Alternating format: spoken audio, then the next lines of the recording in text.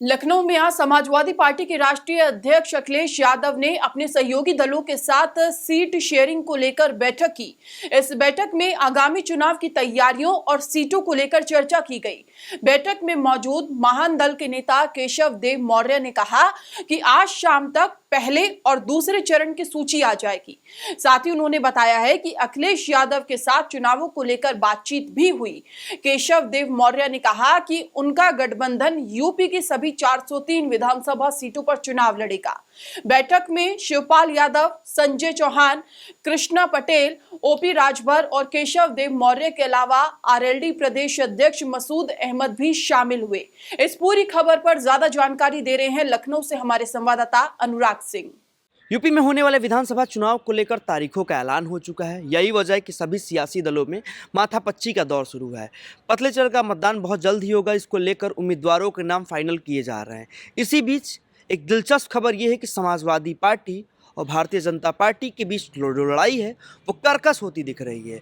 तमाम भारतीय जनता पार्टी के नेता जो हैं वो टूटकर समाजवादी पार्टी का दामन थाम रहे हैं। वहीं कुछ समाजवादी पार्टी के नेता भी बीजेपी की तरफ जा रहे हैं। ऐसे में सीटें की बंटवारों को लेकर जो लड़ाई है वो बहुत ही दिलचस्प होने वाली है, क्योंकि तमाम वो नेता हैं जो समाजवादी पार्टी से पहले विधानसभा के लिए तैयारी कर रहे थे और अब उस विधानसभा से कोई बीजेपी का नेता टूट कर आता है तो कहीं ना कहीं अखिलेश यादव के लिए मुसीबत होगा।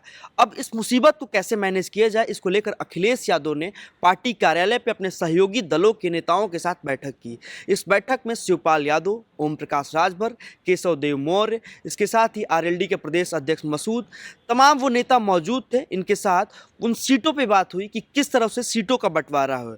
अंदर की खबर की माने तो सीटों पर सहमति बन गई है और इसके साथ ही ओम प्रकाश राजभर ने स्पष्ट तौर पे कहा कि पहले और दूसरे चरण के मतदान को लेकर किस तरह सीटें बांटी जाए, इस पर आपसी सहमति बन गई। उन्होंने स्पष्ट तौर पे कहा कि हमारी पार्टी यानी सुभसपा, सुहलदेव भारतीय समाज पार्टी या कोई भी कैंडिडेट पहले और दूसरे चरण में चुनाव नहीं लड़ेगा। जैसे जैसे चुनाव पूर्वांचल की तरफ आएगा वैसे वैसे ओम प्रकाश राजभर की भूमिका जो है अहम हो जाएगी, क्योंकि आपको बता दें कि ओम प्रकाश की जो पूरी साख है, पूरी पैठ है वो पूर्वांचल में है। पूरी जो राजभर वोट बैंक है वो पूर्वांचल में ही माना जाता है। यही वजह है कि पूर्वांचल में ओम प्रकाश राजभर किसी को भी ललकारते दिखते हैं। इसके साथ ही आरएलडी का जो गढ़ है वो पश्चिम माना जाता है। पश्चिम में उनकी ठीक ठाक पैठ है और पश्चिम में किसान आंदोलन का प्रभाव देखने को मिला। इस बात को अखिलेश यादव बेहतर जानते हैं। इसके साथ ही स्वामी प्रसाद मौर्य ने जिस तरह योगी कैबिनेट से इस्तीफा दिया, जिस तरह से उन्होंने भारतीय जनता पार्टी पर आरोप लगाया कि यह दलित विरोधी, पिछड़ों की विरोधी है और उन्होंने अखिलेश यादव का दामन थामने का इशारा किया। इसके साथ ही एक और योगी के मंत्री दारा सिंह चौहान ने भी इस्तीफा दे दिया। तो कहीं ना कहीं जो ये योगी कैबिनेट से जो मंत्री इस्तीफा देकर आ रहे हैं उनको अखिलेश किस तरह से यूज़ करते हैं, यह देखने वाली बात होगी। इसके साथ ही कुछ समाजवादी पार्टी के नेता भी हैं, जैसे हरिओम विधायक हरिओम यादव जो कि सिरसागंज से विधायक है, समाजवादी पार्टी के बड़े नेता माने जाते हैं, यादवों के बड़े चेहरे। उन्होंने समाजवादी पार्टी का दामन छोड़ भारतीय जनता पार्टी का दामन थाम लिया। ऐसे में जो लड़ाई है वो दिलचस्प होती जा रही है। अब हम आपको बताते हैं कि सीटों की बात कैसे बने। अखिलेश यादव इस बात में माहिर है कि सीटों को लेकर कोई नाराज़ ना हो। यही वजह है कि उन्होंने अपने सहयोगी दलों को समाजवादी पार्टी के अंदर इस बैठक के दौरान सबके बात सुनी। उसके साथ ही उन्होंने सबको कहा कि किसी भी संवेदनशील मुद्दे पर किसी तरह की बयानबाजी ना किया जाए, क्योंकि चुनाव करीब है, ऐसे में खामियाजा भुगतना पड़ सकता है। इसके साथ ही उन्होंने आश्वस्त किया कि आप सभी को वो सीटें दी जाएंगी जहां से आप चाहते हैं।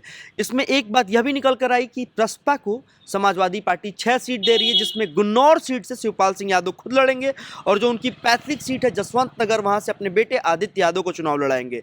इसके साथ ही ओम प्रकाश राजभर के बेटे अरविंद राजभर भी इस बार चुनाव लड़ेंगे। हालांकि पिछली बार बांसडीह विधानसभा से चुनाव लड़ेंगे, लेकिन इस बार बांसडीह विधानसभा उन्हें इसलिए नहीं मिल पाएगा कि बांसडीह विधानसभा से नेता प्रतिपक्ष राम गोविंद चौधरी खुद चुनाव लड़ते हैं। तो अब देखना यह होगा कि क्या अरविंद राजभर को रसड़ा, जो बलिया विधानसभा में, बलिया जिले की रसड़ा विधानसभा की सीट दी जा सकती है।